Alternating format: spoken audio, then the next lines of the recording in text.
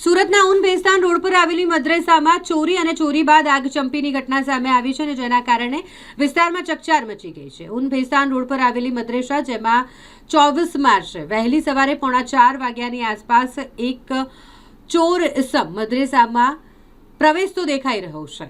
આ બુરખાધારી ઇસમ, જેણે પોતાની ઓળખ છુપાવવા માટે બુરખો પહેર્યો હતો, અને આ ચોર ઇસમ કે જે મદ્રેસામાં પ્રવેશ કરે છે અને સીધો જ મદ્રેસાની ઓફિસ સુધી પહોંચી જાય છે અને ઓફિસમાં જઈ લગભગ 7.5 લાખ રૂપિયા રોકડ રકમ જે તિજોરીમાં રાખવામાં આવી હતી અને ટેબલ પર પડેલા 4 જેટલા એન્ડ્રોઈડ મોબાઈલ ફોન જેની ચોરી કરી, એટલે લગભગ 8.5 લાખની આસપાસની મત્તાની ચોરી કરી.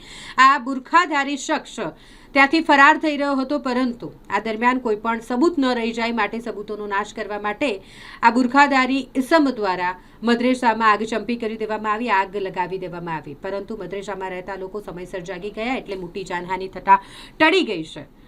સાથે જ મદ્રેસામાં આ પ્રકારે બુરખાધારી ઇસમ ઘૂસી ગયો અને તેના દ્વારા ચોરી કરી આગ ચંપી કરવામાં આવી. તેના કારણે વિસ્તારમાં ચકચાર મચી ગઈ છે, જે મામલે મદ્રેસા સંચાલક દ્વારા પોલીસ ફરિયાદ કરવામાં આવી છે. ભેસ્તાન પોલીસ સ્ટેશનમાં આ મામલે ફરિયાદ નોંધાવાઈ છે. આ બુરખાધારી શખ્સ જે ઓફિસનો દરવાજો તોડી અંદર પ્રવેશ કરી અને સીધો જ તિજોરી અને કબાટને નિશાન બનાવે છે અને ચોરી કરે છે. તિજોરીમાંથી 7.5 લાખ રૂપિયા રોકડ રકમ અને ટેબલ પર રાખેલા 95,000ની કિંમતના 4 એન્ડ્રોઈડ મોબાઈલ ફોન તેણે ચોરી કરી લીધા, અને જેના કારણે મદ્રેસાને મોટો આર્થિક ફટકો થયો. જોકે ચોરી કર્યા બાદ પુરાવા નાશ કરવા માટે આરોપીએ ઓફિસમાં આગ ચાપી દીધી, જેમાં અગત્યના દસ્તાવેજો, ફર્નિચર અને કોમ્પ્યુટર બળીને ખાખ થઈ ગયા. સદનસીબે મદ્રેસામાં રહેલા લોકો સમયસર જાગી ગયા અને આગને કાબૂમાં લઈ લેવાઈ, નહીતર મોટી દુર્ઘટના થઈ શકી હોત.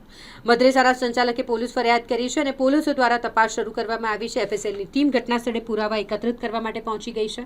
CCTV ફૂટેજના આધારે આરોપીની ઓળખ માટેના પ્રયાસો કરવામાં આવ્યા.